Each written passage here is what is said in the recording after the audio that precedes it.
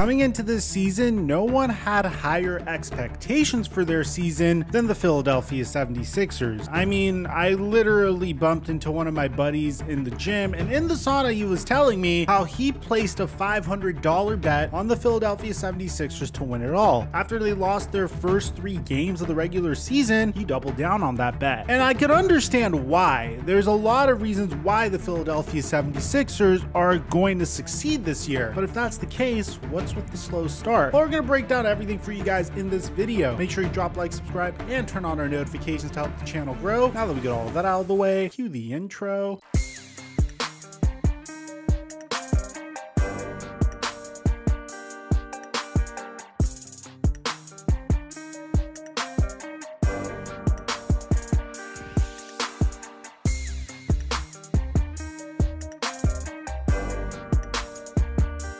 Prior to the sponsorship, you would never catch me purchasing jewelry. I felt like it was the worst investment that you could possibly make, and it was so unnecessarily expensive. Thankfully, I found the GLDshop.com, which not only gives you high quality jewelry and pieces, but also sells it to you for a very reasonable price. GLD was founded on the idea that everyone should be able to afford high quality jewelry pieces that deliver confidence and help complete your look. It's made with real gold that is built to last, and they're so confident in their jewelry that there's a lifetime guarantee. Each piece of jewelry is custom designed by their team in Miami, and right now they're hooking up my subscribers with 33% off when you go to gld.shopgld.com/FlightMike. That's gld.shopgld.com/FlightMike for 33% off, and thank you, GLD, for the sponsorship. Mic check 1 2 1 2. What's going on, everybody? Yeah, finally a video not on the Los Angeles Lakers. I wanted to discuss a team that I was eating up all the hype for over this past offseason, and that's the Philadelphia 76ers. If you're talking about a team that not only had a stellar offseason in regards to improving their roster, but also seems to have its leaders locked in 100% on winning a championship, that's the Philadelphia 76ers. If you consider where they were last year, where they were literally sending members of their team to Ben Simmons in Los Angeles so they could convince Ben Simmons to return home to the Philadelphia 76ers, and compare that version of them to now, they have a significant amount of more optimism for this upcoming season. And here's the thing, if you want to compare the formerly 0-3, now 1-3 Philadelphia 76ers with a team like, say, the Los Angeles Lakers, there's similarities in why they struggle to start the season, and there's significant differences as to why one team has a significantly higher ceiling than the other. Both teams were struggling because of one major reason. For the first 3 games of the regular season, the Philadelphia 76ers were horrific from 3. I mean, at that point in the first 3 games of the season, they were 25th in the NBA in 3-pointers made. They were also 25th in 3-point percentage, and what was even more shocking, and I would never think a team that was managed by Daryl Morey would ever get to this point, they were 23rd in 3-point attempts. Yeah, things are really weird. You're seeing James Harden shoot mid-range jumpers, you're seeing a fairly inefficient 3-point team, and ultimately this resulted in Doc Rivers saying what was fairly obvious: I want to see more 3-pointers. I mean, to give you an idea, this team was literally tied with the Los Angeles Lakers for 28th in scoring. Doc Rivers said, I want to see more open court, I want to see more guys get into the paint, and that's why you don't get 3-pointers right now. We are not pushing the ball up the floor, we are not getting enough stops in a row to do anything like that. Although there's some similarities between the Los Angeles Lakers and the Philadelphia 76ers, there's multiple things that set these two teams aside. One, the Philadelphia 76ers have obvious issues that I expect to be ironed out throughout the season. It seems like their leaders are doing everything it possibly can to win a championship. As a matter of fact, James Harden made the ultimate sacrifice for his team over this past offseason. It's a sacrifice that I feel like isn't talked about enough. For a man that has been consistently championed as a player that was only a regular season player only to choke in the playoffs, James Harden made the ultimate sacrifice for his team to get better, and that's opting out of his contract and taking a significant pay cut in order for Daryl Morey to improve the roster around him. Of course, this could have been done because he's very close with Daryl Morey or very appreciative for what Daryl Morey did for his career, but this is what he had to say about it. I had conversations with Daryl, and it was explained how we could get better and what the market value was for certain players. I told Daryl to improve the roster, sign who he needed to sign, and give me whatever is left over, because this is how bad I want to win. I want to compete for a championship. That's all that matters to me at this stage. I'm willing to take less to put us in a position to accomplish that. That's already a huge sacrifice, because we've discussed in my videos on Draymond Green and the Golden State Warriors about how important a large salary is to the ego of a NBA player. Whenever a large portion of a team's salary cap is allocated to a specific player, clearly that is one of the more important players in the entire team. That's why so many Laker fans dislike Russell Westbrook. He is the highest paid player on the Los Angeles Lakers, and he's also without a doubt the reason why the Lakers are so horrible. Because of Russell Westbrook, the Lakers are stuck with a rotation of cellar-dwelling teammates, and now you have LeBron James fans that dislike Russell Westbrook because you're wasting one of LeBron James's years, and it's like a whole mess that we've made way too many videos on that I'm trying to take a break for you guys for. But in this instance, man, there's no ego in what James Harden is trying to do. He is making the ultimate sacrifice to try to win a championship. He also talks to Joel Embiid frequently, saying, I talk with Joel frequently and we have meetings about how we're going to play and what we need to do to help our team win a championship. When you have two of the top players at their positions on the same team, that's a great building block. We're going to grow together and try to lead this team to the top. I believe we can do it together. I understand that the Philadelphia 76ers got off to a very slow start. There's something very promising about this team. The James Harden that we were watching over the past couple of games started looking like the James Harden of old. He came into the 2022 to 2023 season easily in the greatest shape of his life, which has been a consistent thing that James Harden detractors would hold over him. The fact that he didn't really care much about his conditioning. Now, as he's getting older and as he realizes that this is quite possibly his greatest opportunity to win an NBA championship, it seems like he took it extremely seriously. Now, why he didn't do that with the Brooklyn Nets, I think there's a variety of issues. He was dealing with a hamstring injury that so many people think was like not a big deal at all whatsoever, but it was one of the most severe types of injuries that a player of his caliber could sustain. And the fact that he was playing during that period of time with that hamstring injury with the Brooklyn Nets just gives you an idea of how badly he wanted to try to compete and win a championship. Now, obviously things didn't work out for the Brooklyn Nets and James Harden, and my personal belief is when he saw that there was an opportunity to reunite with Daryl Morey and also have an offense that would kind of be more catered to him, only you have Joel Embiid and significantly stronger role players around you, he jumped on that opportunity and tried to get traded to the Sixers, which worked out for him. So coming into this season, so far we've been seeing a lot of signature moves that James Harden has been known for over the years. The step back threes are back. He's been shooting jumpers from mid-range. I know we're only 4 games in, but his averages are also up significantly from the past couple of years. As a matter of fact, these are the greatest averages that James Harden has had since he was a Houston Rocket. His player efficiency rating, again, very short sample size, is currently at a 29.8. He's shooting 38% from 3. He's averaging nearly a triple-double, and what's probably the most surprising in this extremely short sample size, James Harden is boasting one of the greatest defensive box plus minuses in his career with a 1.3. Now again, it's only 4 games into the season, but this is evidence as to why I believe the 76ers are going to get it together. I also really believe in the acquisitions they made in the offseason. The fact that James Harden was able to take this pay cut resulted in the 76ers being able to add Montrezl Harrell and PJ Tucker. Montrezl Harrell is going to provide depth behind Joel Embiid and is going to be a great player for the regular season. I'm not necessarily sure how it's going to work out between him during the playoffs, because historically, if you guys recall, in the bubble, Doc Rivers benched Montrezl Harrell because he was kind of a mismatch on the defensive end whenever they would face off against teams like the Denver Nuggets. And PJ Tucker is a 3-and-D player that has the potential to at least slow down players on opposing teams. Now, on top of this, it's important to note that Joel Embiid isn't necessarily at 100%. I mean, he's feeling better, but Doc Rivers stated that Joel Embiid had plantar fasciitis this offseason, which has contributed attributed to his conditioning and not being at its best early in the year. Rivers said that Embiid isn't bothered by that now, but he expects him to get into better shape and a better rhythm. Joel Embiid said on his plantar fasciitis that coming into training camp, I hadn't done anything in like 2 months, so it really slowed me down. Still trying to work my way back, and hopefully everything goes back to normal. But it's not like Joel Embiid has been performing horribly so far. I mean, that game against the San Antonio Spurs was more concerning from James Harden's end of things. I attribute that to just some early season rust. I think it's only a matter of time before Philadelphia figures it out and gets it together and you start seeing a streak of wins from this team. I would not be too concerned if I'm a Philadelphia 76ers fan, but I want to get your guys' take in the comment section down below. Where do you think the Sixers are going to finish at the end of this year? Do you think they need additional pieces? Aside from that, I'm your boy Mike. I'm dropping our mic until our next upload.